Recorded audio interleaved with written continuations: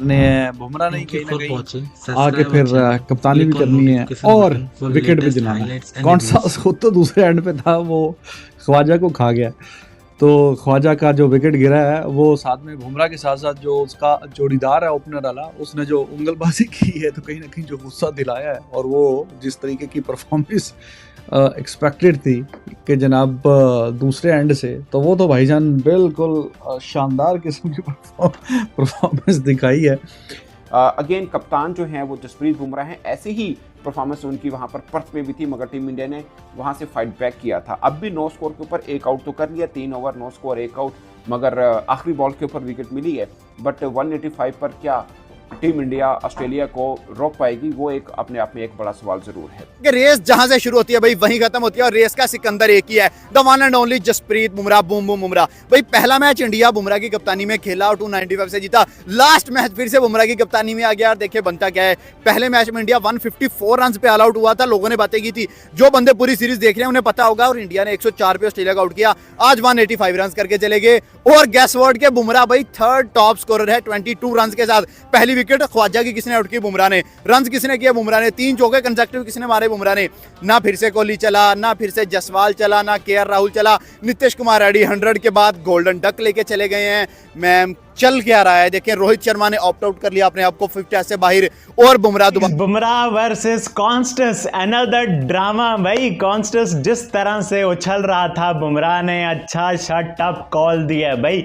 Normally Bumrah aggression show नहीं करते, but ये कॉन्स्टस की अवर एक्टिंग, अवर ड्रामा, इसको ऐसा सबक सिखाएगा बुमराह के ये याद रखेगा भाई। जिस तरह से विकेट ली है ख्वाजा की, बट अग्रेशन दिखाया कॉन्स्टस बच्चे को, क्योंकि वो बड़ा उछल रहा है भाई। पहली बॉल पे चौका मार दिया बुमराह को। अच्छा है भाई, अच्छे प्लेयर तुम देख रहे हो, अच्छा टैलेंट तुम देख रहे हो, बट इसका ये मतलब नहीं है कि भाई बड़े बड़ों के साथ तुम फजूल के पंगे लो। तुम अग्रेशन शो करो, तुम अच्छे रन्स करो, तुम विद द बैट जवाब दो, बट तुम जो पंगे ले रहे हो ना भाई, ये तुम्हारा बुमराह सदेबाब करके छोड़ेगा, तुम्हें टिका के जवाब देगा भाई। बुमराह ने के साथ जिस तरह से कॉन्स्टेंस ने पंगा लिया, बड़ा इंटरेस्ट बना दिया है इसने कल वाले दिन का। बहरहाल आज के दिन पे जो कुछ हुआ भाई, मैं इतना बुरा स्कोर भी नहीं कहूँगा, कोलैप्स तो हुआ है भाई। रन्स किसी ने नहीं किए, ये पिच उतनी बुरी भी नहीं थी, 230 250 वाली पिच थी, बट इंडिया ने जो 185 ही बनाए हैं वो भी इतने बुरे नहीं हैं। 3 चौके बुमराह के, 1 छक्का बुमराह का। आहर में टेल ने जिस तरह से फाइट की, टॉप ऑर्डर के कोलैप्स के बाद जडेजा पंत ने जो रीबिल्ड किया, फिर उसके बाद बुमराह ने किया, तो ये एक पॉजिटिव साइन है कि भाई इस पिच पे, जैसे आप ख्वाजा का बॉल देखो, ये पिच आसान नहीं है, ये वो पर्थ वाली वाइब्स है। मैं आपको सच्ची बात बताऊँ, पिच फेवर कर रही है बॉलर्स को। एक तगड़ा बॉलर, जीते की चाल, बाज की नजर और जसप्रीत बुमराह पर अब कभी शक नहीं करने का, क्योंकि बुमराह अब बाकी सारे अपने कॉम्पिटिटर से बहुत आगे निकल गए। बुमराह वहां पहुंच गए हैं जहां मौजूदा दौर में कोई गेंदबाज नहीं पहुंचा। बुमराह वहां पहुंच गए हैं जहां पर टीम इंडिया का आज तक कोई गेंदबाज नहीं पहुंचा। बुमराह वहां पहुंच गए हैं जहां पर क्रिकेट की दुनिया के महानतम से उनकी तुलना शुरू हो गई है। बुमराह अब नाम नहीं, ब्रांड हो गया। ब्रांड, वो ब्रांड जिसके नाम पर रिकॉर्ड सुशोभित होते हैं। जसप्रीत बुमराह ने टेस्ट क्रिकेट में हाईएस्ट रैंकिंग हासिल की है आज तक किसी भी इंडियन गेंदबाज के द्वारा। बुमराह को लेकर ऑस्ट्रेलिया के कई दिग्गजों ने कहा इस बीच में कि अगर बुमराह इस सीरीज में नहीं होते तो इंडिया वर्सेस ऑस्ट्रेलिया सीरीज जो है वो एक तरफा सीरीज होती। कोई मैच नहीं था इंडिया ऑस्ट्रेलिया का, बिल्कुल अलग अलग कहानी होती, कोई तोड़ नहीं होता, इंडिया कहीं एग्जिस्ट नहीं करती थी, वन साइडेड स्टोरी होती। बुमराह ने जो हासिल किया वो कोई तोड़ नहीं था। बुमराह के बिना टीम इंडिया कहीं एग्जिस्ट नहीं करती। थोड़ी बहुत जो इज्जत बची है वो सिर्फ बुमराह ने बचाई। और ये गलत नहीं कह रहे, ये जो ऑस्ट्रेलियन से बातें कह रहे हैं वो सच कह रहे हैं, और बुमराह के स्टैट्स भी कहते हैं। जसप्रीत बुमराह ने हाईएस्ट एवर रेटिंग इंडिया के लिए हासिल कर ली टेस्ट बॉलिंग में, 907। आज तक कभी किसी गेंदबाज ने हासिल नहीं की। इंडिया में बड़े बड़े स्पिनर आए, बड़े बड़े तुर्रम खां आए, बड़े बड़े आए और गए, from Anil Kumble to Harbhajan Singh to Ravichandran Ashwin to Jadeja, सबके पीक हमने देखे। फास्ट बॉलर में जहीर खान, आशीष नेहरा, ईशान शर्मा, उमेश यादव, भुवनेश्वर कुमार और बहुत सारे गेंदबाज, जवागल श्रीनाथ, कपिल देव। कभी किसी गेंदबाज ने वो रैंकिंग हासिल नहीं की। 907 रेटिंग हो गई बुमराह की। बुमराह अब नंबर 1 में भी कंपटीशन कर रहे हैं कि नंबर 1 में भी कितना नंबर 1। 904 रेटिंग अश्विन की थी जब वो नंबर 1 बने थे 2016 में। 904 पिछले हफ्ते ही हो गई थी बुमराह की। अब बुमराह 907 पर पहुंच गए। Highest ever rating for India in ICC test bowling 907, Ashwin के 904 थे। ओवरऑल हिस्ट्री में अगर आप देखोगे तो 934 है और 5 टेस्ट मैचों की सीरीज बची हुई है। अगली इंग्लैंड के सामने 1 टेस्ट मैच बचा है सिडनी में। 6 टेस्ट मैच अगर बुमराह खेल लेते हैं तो ऐसा हो सकता है कि इस रैंकिंग को वो हासिल कर लें। टेस्ट क्रिकेट में अगर आप इंडिया में देखोगे तो हाईएस्ट रैंकिंग जो है विराट कोहली साहब की है 937 बैटिंग में और बुमराह साहब की 907, लेकिन गेंदबाजों में ओवरऑल हाईएस्ट 934 है। आईसीसी की जो नई रैंकिंग आई है उसमें नंबर 1 पर बुमराह है, नंबर 2 पर हेजलवुड है। हेजलवुड की 843 रैंकिंग है। 3 पर कमिंस है 837, 4 पर रबाडा है 832, 5 पर यानसन 803। ये चारों आपस में कॉम्पीट कर रहे हैं। 803, 832, 37, 843 बुमराह के लिए बैठे 900 वाले में। 50 पॉइंट से ऊपर डिफरेंस है। बहुत सारे एक्सपर्ट्स कह रहे हैं बुमराह कोई तोड़ नहीं है। मैगराथ ने कहा, I am a big fan of Bumrah, he has been a massive part of Indian team, और बिना बुमराह के इंडियन टीम एक तरफा नजर आती है। लेमन ने कहा कि यार बुमराह, ग्लेन मैगराथ, वसीम अकरम। शुरू करने से पहले कह रहा हूं कि कल ऑस्ट्रेलिया का बहुत बुरा हाल होने वाला है। दोबारा मेरी बात को याद रखना कि कल ऑस्ट्रेलिया का बहुत बुरा हाल होने वाला है, क्योंकि पंगा कोई और करे, मतलब कि अपनी लैंड उंगल कोई और करे और भुगतना किसी और को पड़े, ये हिसाब हुआ है। सैम कॉन्स्टेंस, जिसको मैं शरीफाना बच्चा समझता था, ये तो मैं कहता हूं कि 1 नंबर का वो कहते हैं ना डैश बच्चा निकला है। पूरी क्लास का जो सबसे लोफर बच्चा होता है ना, ये तो वो वाला बच्चा निकला है। ये तो उंगलियां करता है। ये तो मैं एवी इसकी पिछले टेस्ट मैच के अंदर हिमायत कर रहा था। ये तो 1 नंबर का फ्रॉडी है। ये 19 साल का लड़का अपने आप को 40 साल का बाबा समझ के पंगेबाजी कर रहा है। पूरे मैच को एक साइड पे रख दो, इसका तुक क्या बनता था कि बुमराह से पंगा ले, जसप्रीत बुमराह से। चलो भाई, सिराज तो आता है आपको, जिसको कहते हैं ना शुर्लियां छोड़ने सिराज आता है, सिराज की मैं बात ही नहीं कर रहा। बुमराह से पंगे ले रहा है। बुमराह तो जिसको कहते हैं वैसे ही किसी को मुंह नहीं लगाता।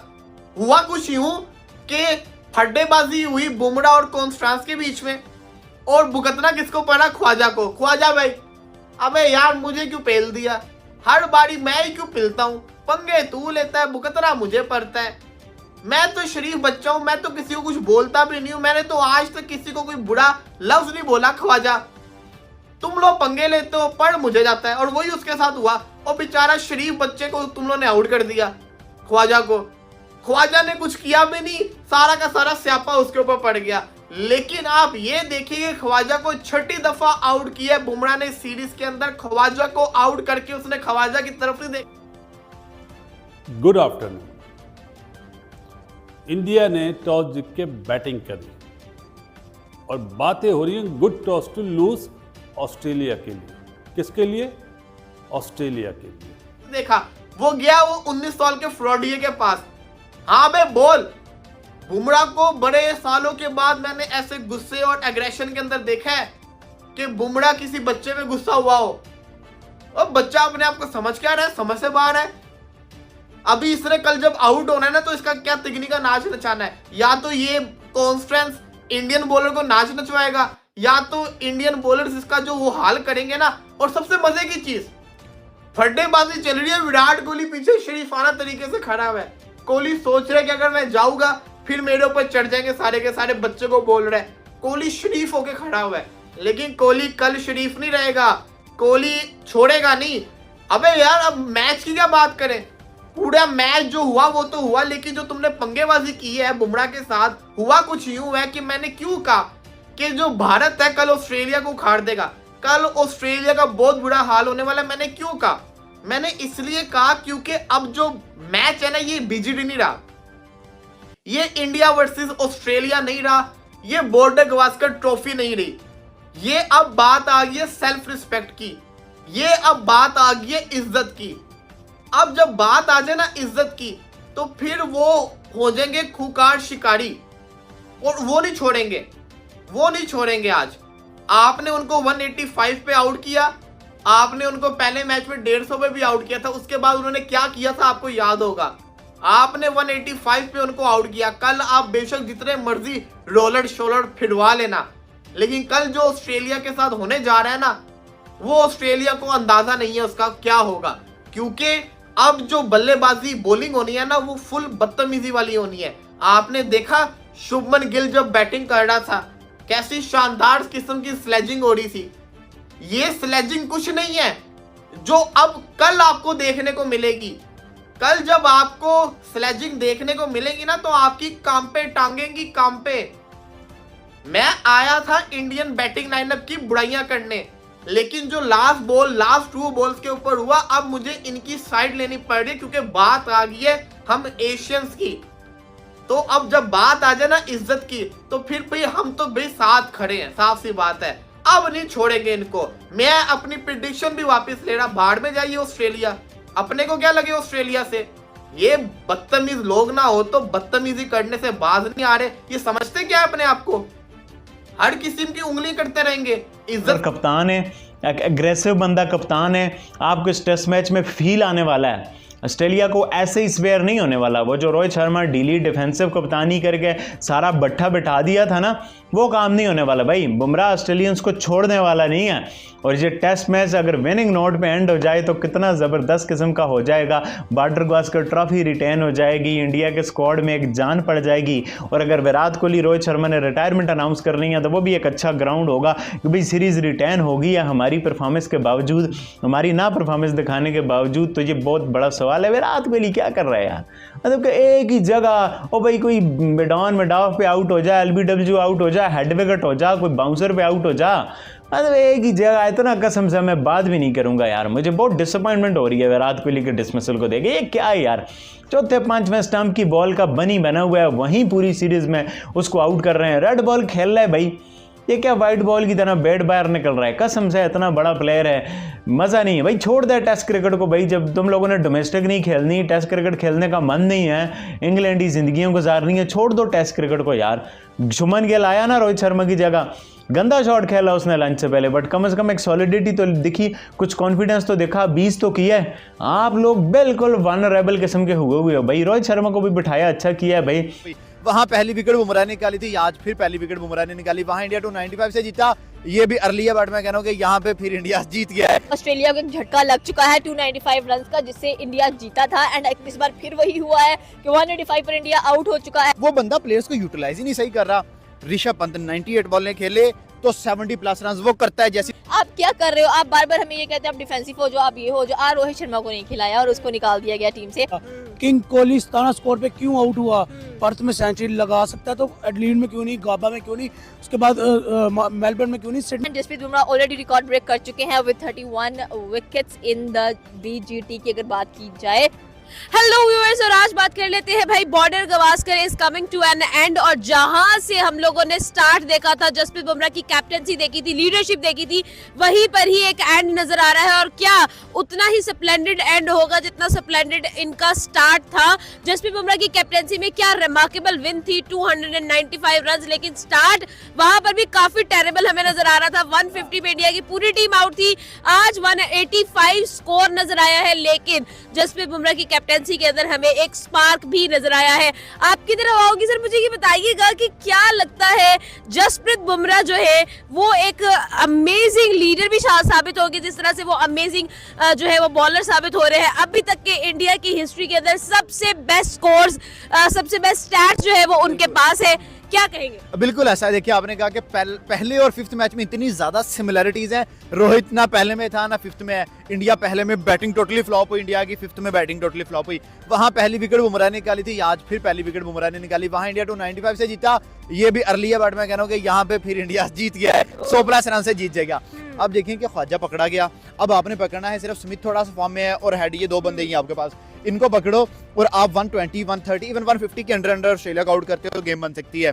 देखें रोहित शर्मा का जैसे रोहित शर्मा टीम से बाहर गया, अच्छा हुआ कि टीम से बाहर गया, बट वे अच्छा नहीं था। गौतम गंभीर को ऐसे एक लेजेंड के साथ ऐसे बिहेव नहीं करना चाहिए। उसने आपको T20 वर्ल्ड कप जितवाया, उसने टीम इंडिया को नंबर 1 साइड बनाया तीनों फॉर्मेट्स में, और आप उसको इतना बेरहमी से बाहर कर रहे हो, ये चीज़ बेरेबल नहीं है। उसके बाद विराट पे आते हैं कि गोल्डन डक पे उसको चांस मिला है, फिर 17 रन। जसवाल लास्ट मैच 82-84 किए, वो एक दूसरे एंगल से दुख होता है, प्लेयर है ये वो, आपका इमोशनल अटैचमेंट होता है, बट इंडिया के लिए जिस तरह से गौतम गंभीर ने कहा ना, अच्छा है, कॉन्फिडेंस आया है रोहित शर्मा के जाने से। अग्रेसिव कप्तानी की सूरत में ऑस्ट्रेलिया को वो मतलब नीचे लगा होगा ऑस्ट्रेलिया, ये नहीं होगा कि एक कप्तान जिसकी परफॉर्मेंस ही नहीं है, नहीं भाई, ऑस्ट्रेलिया को उठा के रखेगा बुमराह और ऑस्ट्रेलिया की बैंड बजाएगा, क्योंकि विद द बैड परफॉर्मेंस आई है, विद द बॉल ख्वाजा की विकेट ली है, कॉन्स्टेंस का भी पत्ता गुल करेगा इंशाल्लाह कल आके, और ये 50-50 है, ये आसान बिल्कुल नहीं होगा। इंडिया का कोलैप्स आप मान लो अगर कोलैप्स किया, बट आप ऑस्ट्रेलिया को भी देखना, ये 300, 400 वाला पिच नहीं है। यहाँ ऑस्ट्रेलिया 200, 250 भी कर गया ना तो ठीक रन हो गए, समझो ऑस्ट्रेलिया ने ठीक खेला है, क्योंकि बुमराह ने बचाने वाला नहीं है, सिराज ने अच्छा ओवर किया, प्रसिद्ध कृष्णा, स्पिनर को हेल्प मिलेगी तो जडेजा और सुंदर है, तो टीम इंडिया के लिए काफ़ी कुछ है इस दिन को आज बात करने को, डिस्कस करने को, कॉन्फिडेंट होने को। जैसा कैच पकड़ा, मतलब कि टीम इंडिया अच्छी खासी कॉन्फिडेंट होगी, कोई उतना भी कॉन्फिडेंस होने की ज़रूरत नहीं है, on the top team India नहीं है, स्लाइटली एज ऑस्ट्रेलिया को ही है, एज दे हैव रन्स, यानी कि स्मिथ के रन्स हैं, हेड के रन्स हैं, बाकी नीचे रन्स हैं, एक थोड़ा सा नया डेब्यूटेंट भी है वेबस्टर सा, तो वो एक उनके लिए है, बट चलो वो इंडिया से ज़्यादा ही कॉन्फिडेंस होंगे बैटिंग के एस्पेक्ट में, कि इंडिया के बैटर तो 30-40 मारते हैं, उन वालों को 100 का कॉन्फिडेंस है, तो वो ऑस्ट्रेलिया को एक एज है। उसके अलावा बुमराह को भी एज होगा कि भाई विकेट में हेल्प है तो मैं इनको अपनी टीम से आगे ना जाने दूँ। पर्थ वाली वाइब आने वाली हैं, पर्थ वाली यादें आने वाली हैं, टीम इंडिया एक जीत के नोट पर ये सीरीज़ एंड कर जाए तो मज़ा ही आ जाए। बहरहाल अच्छा टेस्ट क्रिकेट का दिन, दोबारा से फिर आके कमांड संभाल लिया।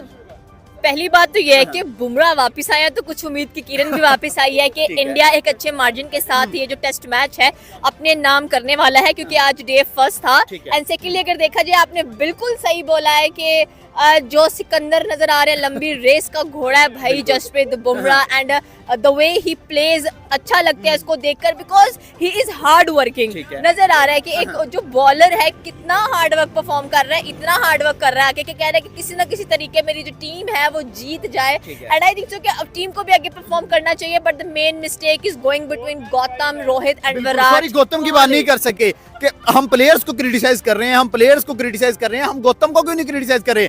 6 माह पहले टीम इंडिया नंबर 1 थी, 6 माह के अंदर ऐसा क्या हुआ कि वो टीम दुनिया की वर्स्ट टीम बनती जा रही है? क्योंकि उसके बाद गौतम के हत्थे चढ़ गई है ना टीम, राहुल द्रविड़ के हाथ नहीं है, ठीक है। उसके बाद देख ले गौतम के हाथ में टीम आई, उसने उनकी पोजीशन चेंज कर दी, पकड़ के किसी को कह रहे तुम ऐसे खेल लो, एग्जैक्टली कैसे, मतलब जो आपके अंदर एक, जैसे फॉर एग्जांपल एक चील का बच्चा है, आप उसको बत्तख के बच्चों के साथ रख दोगे वो वैसा बन जाएगा। अब सिंपल सी बात है कि अगर आप एक प्लेयर एग्रेसिव खेलता है, आप उसको ये नहीं कह सकते आप डिफेंसिव खेलो, आपका जो टैलेंट है आप उसी को परफॉर्म करो मैदान के अंदर लेकर आउट, ठीक है। इंडिया आपके 70 ओवर्स खेले तो 350 रन, सॉरी 250 प्लस जाती है यार, वो 20 ओवर्स खेले तो वो 300 करते हैं, ये मेन चीज है बीच में, सही है। सो परफॉर्मेंसेस के लिहाज से तो रियली वेरी डिसअपॉइंटिंग। अब बहुत गुस्सा आया देख करके भाई, एवरी टाइम ठीक है जब आप अच्छा खेलते हो अप्रिसिएशन बनती है, बट आज आपने इतना गंदा खेला, आई स्वेयर इतना गंदा, एंड सबसे ज्यादा तो विराट कोहली सीनियर मोस्ट हो, तुमसे परफॉर्म नहीं हो रहा, और गोल्डन डक से बचे भी हो, लेकिन इसके बावजूद भी तुमने अपॉर्चुनिटी अवेल नहीं किया। उधर ऑस्ट्रेलिया की बात कर लो, वो बचते हैं आउट होने से तो वो अपॉर्चुनिटी अवेल कर लेते हैं। स्टीव स्मिथ को देख लो, मिचेल स्टार्क को देख लो, इतना कमाल का वो परफॉर्म करते हैं। हेड को देख लो, आपको 150 160 प्लस खेल के दिखाते हैं वो लोग, तो आपको भी ऐसी अपॉर्चुनिटी अवेल करनी चाहिए थी। आप पता नहीं, मुझे लग रहा है प्रेशराइज होकर बैठे हुए, क्या इश्यूज चल रहे हैं आपके।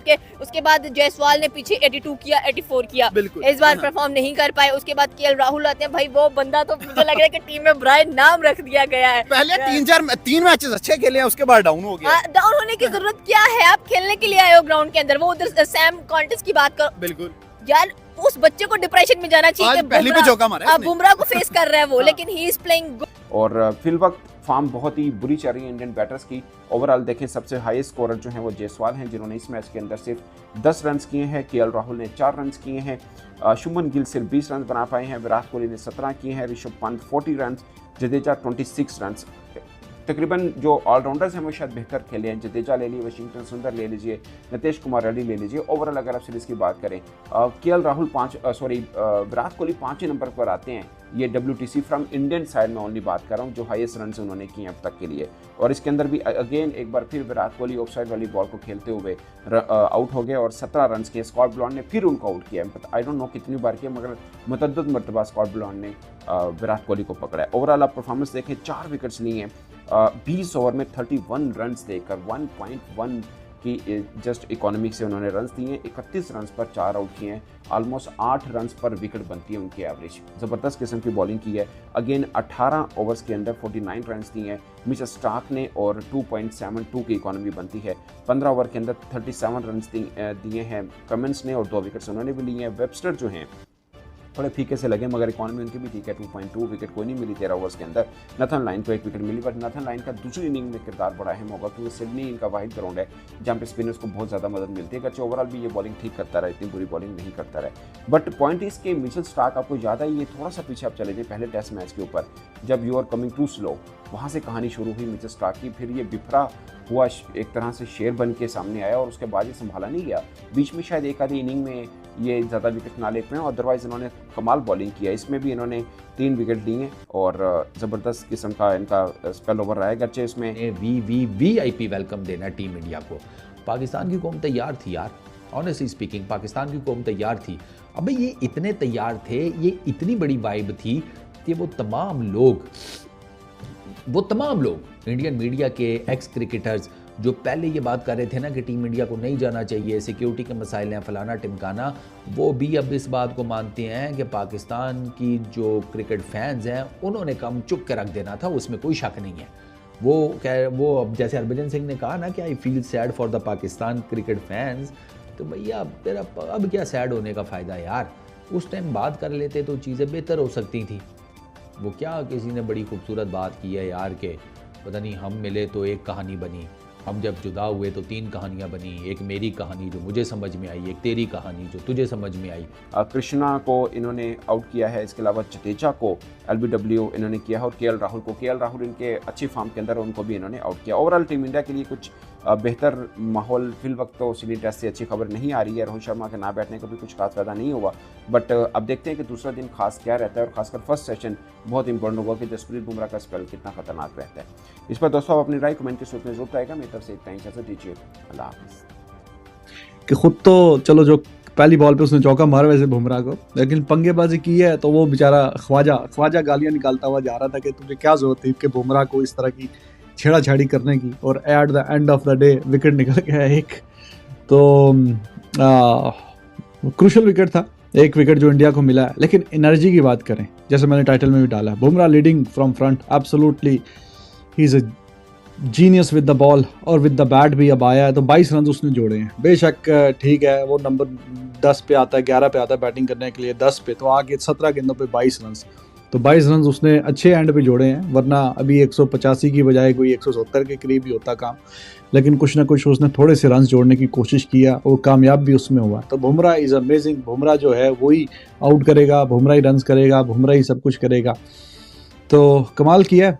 3 ओवर थे, कहीं ना कहीं इस तरह की सिचुएशन पे कोई 8-10 ओवर मिल जाते यहाँ पे तो मज़ा आ जाता, लेकिन 3 ओवरों में फिर एक ही विकेट जो है मिला है, तो जो कि अच्छी बात है।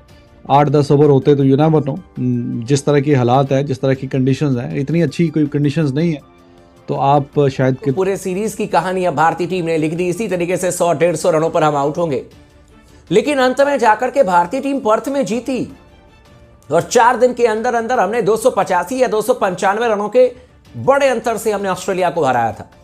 मुझे पता है कि जायसवाल ने 161 रन बनाए थे, केएल राहुल के बल्ले से रन आए थे, आई नो दैट, लेकिन भारतीय टीम के लिए उस मैच में ना तो रोहित शर्मा थे, ना तो शुभमन गिल थे, देवदत्त पडिक्कल खेल रहे थे। क्या भारतीय टीम वाकई में सिडनी में जीत दर्ज कर सकती है? अगर आप मुझसे पूछेंगे तो मुझे ऐसा लग रहा है कि सिडनी टेस्ट मैच हम जीत सकते हैं। और क्यों जीत सकते हैं मैं आपको लॉजिकली समझाने की कोशिश करूंगा। आप तमाम दोस्तों का स्वागत है जो पहली बार जुड़े हैं, आप सभी दोस्तों का दिल से स्वागत है। जो लगातार जुड़ते रहते हैं वो तो मेरे दिल में बसते हैं। चैनल को जरूर सब्सक्राइब कर लीजिएगा, इस वीडियो को आखिरी तक जरूर देखिएगा ताकि आपको डिटेल्ड इंफॉर्मेशन मिल जाए और लगातार अपना प्यार बना करके रखें स्पोर्ट्स टॉक के साथ में। दरअसल मामला यह है भाई कि इसी तरीके की कहानी थी। आप पर्थ टेस्ट मैच को देखें, 150 रनों पर हम ऑल आउट हो गए थे और उस समय सबके मन में वही नेगेटिविटी थी कि यार सुबह हमने मैच देखा, उस समय तो 7:30 बजे मैच की शुरुआत होती थी। सुबह मैच देखने के लिए आए और ये क्या हुआ, भारतीय टीम 150 रनों पर ऑल आउट हो गई। अब तो ऑस्ट्रेलिया जो है वो 400 रन बनाएगा। पर्थ जैसी बाउंसी पिच पर हम क्या करेंगे, हमारी तो पूरी मतलब किस्मत ही खराब है, हमारे बल्लेबाज कुछ करने लायक नहीं है। मतलब मैं अभी भी कह रहा हूं कि हमारे बल्लेबाजों ने बहुत ही निराश किया है, लेकिन इज्जत कहीं ना कहीं गेंदबाज बचाते हुए नजर आएंगे, ऐसा लग रहा है मुझे ऐसा लग रहा है कि शायद हम इस मैच को जीतते हुए नजर आएंगे। इसके पीछे रीजन ये है कि पर्थ में हमने ऑस्ट्रेलिया को मात्र 104 रनों पर रोका था पहली पारी में। आप लोगों को याद भी होगा हमारे पास में बढ़त थी और सेकेंड इनिंग में जब हमारे बल्लेबाज आए थे जायसवाल और केएल राहुल बल्लेबाजी करने के लिए, तब हमने 200 से ज्यादा रनों की लीड ले ली थी। मतलब आप सोचें कि पहली पार्टनरशिप ही 200 से ज्यादा रनों की हो गई थी। 246-47 रनों की लीड, हम 1 विकेट के नुकसान पर थे। और उसके बाद विराट कोहली का शतक आ गया, उसके बाद नीतीश कुमार रेड्डी ने तूफानी पारी खेली और हमने ऑस्ट्रेलिया के सामने में जीतने के लिए भाई 200 मेरे ख्याल से 400 से ज्यादा रनों का लक्ष्य दे दिया था और ऑस्ट्रेलिया की टीम चारों खाने चित हो गई। ऑस्ट्रेलिया को पता था कि उस मैच को नहीं जीतेगी और कुल मिलाकर के भारतीय टीम टेस्ट मैच में चौथे दिन ही जीतने में सफल हो गई थी और हम सब ने आईपीएल का फिर ऑक्शन भी देख लिया था। बिल्कुल उसी तरीके का कहानी मुझे इस मैच में नजर आ रहा है, सिडनी टेस्ट मैच में। लेकिन क्या इसी वजह से भारतीय टीम जीत पाएगी? जी नहीं, इस वजह से नहीं मैं कह रहा हूं। अभी भी अगर सिडनी की पिच को देखेंगे तो भाई बिल्कुल ग्रीन टॉप पिच नजर आ रही है, बिल्कुल हरी पिच नजर आ रही है। मैं जस्टिन लैंगर की भी बातें सुन रहा था जो कि ऑस्ट्रेलिया के लिए 100 से ज्यादा टेस्ट मैच खेल चुके हैं, लेजेंड प्लेयर हैं और अब तो वो लखनऊ सुपर जायंट्स के हेड कोच भी हैं। उनका यह कहना था कि इस पिच पर बैटिंग करना अब सेकेंड डे बहुत मुश्किल होगा ऑस्ट्रेलिया टीम के लिए, क्योंकि ये जो घास है ये कोई मरी हुई घास नहीं है और ये कोई वो घास नहीं है जो कि इस पिच को होल्ड करने के लिए रखा गया है। ये जीवित ग्रास है, मतलब कि घास है, हरी घास, और यहां से पिच और तेज होती हुई नजर आएगी दूसरे दिन। यानी कि अगर हम ये मान करके चलें कि जसप्रीत बुमराह ने जिस तरीके से ऑन डिमांड आउट कर दिया उस्मान ख्वाजा को, जिस तरीके से तीनों स्टंप्स दिखाते हुए बैटिंग कर रहे हैं सैम कॉन्स्टास और मतलब आलतू फालतू के शॉट्स मारते हुए नजर आ रहे हैं, मेरा ये दिल कह रहा है भाई कि हमारे पास में सॉलिड मौका है, सिडनी में हम लीड ले लें। 185 रन हमने बनाए हैं और पता नहीं, मेरा ये दिल कह रहा है कि शायद ऑस्ट्रेलियाई टीम को हम 100-125 रन पर बंद कर सकते हैं, बांध सकते हैं। और ऑस्ट्रेलिया के पास में अगर आप देखोगे तो स्टीव स्मिथ ने जरूर डबल शतक लगाया है। एक शतक उन्होंने मतलब बनाया था ब्रिस्बेन में, एक शतक जो उनके बल्ले से आया है। अब यहां पर भी मेलबर्न में भी 2 शतक आए हैं स्टीव स्मिथ के बल्ले से, लेकिन एकमात्र वो बल्ले 2-3 भी आउट कर सकते हैं। लेकिन खैर वो तो इफ्स एंड बट्स वाली बात है, जो हुआ है वो हुआ है। तो बुमराह देखो भाई, ये टीम की एनर्जी जो है, मुझे तो अभी हालांकि इन्होंने 3 ओवर फेंके पर्थ वाले मैच में भी, अगर आपको याद हो कि इंडिया ने 150 किया था और उसके जवाब में जब बॉलिंग करने आए थे तब ऑस्ट्रेलिया को बिल्कुल उन्होंने पकड़ के ऐसा रखा था कि ऑस्ट्रेलिया एक रन के लिए तरस गया था। 50 भी नहीं हुए थे और 6 खिलाड़ी आउट हो गए थे। 50 रन भी नहीं हुए थे और 6 खिलाड़ी आउट हुए थे। आई स्टिल रिमेंबर, लगता तो ऐसा कि जैसे कि बहुत पिछले साल की बात है, वैसे पिछले साल ही की है। अब वो 2024 था, ये 2025 आ गया, तो पिछले साल की बात है। उस मैच में वो जो एनर्जी थी ना, बुमराह लीडिंग फ्रॉम फ्रंट, वो नज़र आया देख के कि हाँ जी अब, और जिस तरीके से आउट करने के बाद फिर ख्वाजा को कह रहा है, ख्वाजा भाई तू तो आउट हो गया, तू तो निकल, वो जाके उसको बोला हाँ जी अब ठीक है। और बाकी भी all of them they were quite pumped up और कहीं ना कहीं टेस्ट क्रिकेट का मज़ा आ रहा है at its very best. Obviously runs तो इंडिया ने कम किए हैं और थोड़ा सा वो तो हमें पता ही है। अब रोज़ की बात होगी, ये कहानी वही होगी। या बैटिंग का जो मसले मसाइल और ख़ास करके फर्स्ट इनिंग का जो मसला है वो काफ़ी अरसे से चल रहा है। पिछले मैच में पहले इनिंग में अच्छा कर गए थे तो दूसरी में ढेर हो गए, वरना न्यूजीलैंड सीरीज से आप देखते हुए आए, usually India they don't do well in the first innings. और दूसरी इनिंग में पर्थ वाला मैच भी जो आप जीते थे बहुत अच्छा शानदार, तो वो भी आप पहली बारी जो थी, यार मैं ज़रा थोड़ी सी ठंड होगी है, ज़रा हीटर लगा एक सेकेंड। तो ये हीटर मैं ऑन कर लूँ ज़रा। हाँ जी, तो वो वाला मैच भी अगर आपको याद है कि पहले इनिंग अच्छी नहीं थी, दूसरी इनिंग में कमाल हुआ था। तो अब यहाँ पे मस्ट विन मैच है, एनर्जी आपको बॉलिंग में दिखेगी, और जो कहीं ना कहीं कमी रह जाती है बैट्समैन की जानिब से, अब वो बॉलर्स भी है। बॉलर्स गेम में वापस लेके आते हैं और बॉलर्स ही कुछ ना कुछ करेंगे। और हाँ, जो एनर्जी की बात कर रहा हूँ, अब वो कप्तान भी है। और अभी हालांकि 3 ओवर करवाए हैं, टोटल 3 ओवर। तो 3 ओवर में कोई बहुत ज़्यादा आप एनालाइज तो नहीं कर सकते, लेकिन जिस तरीके की 3 ओवर में बॉडी लैंग्वेज नज़र आई है, एनर्जी नज़र आई है, वो मिसिंग थी भाई, जो सीधी सी बात है। रोहित शर्मा नहीं खेल रहा, जो भी वजह है, खुद आपने आपको डिस्टेंस किया है, या गौतम गंभीर ने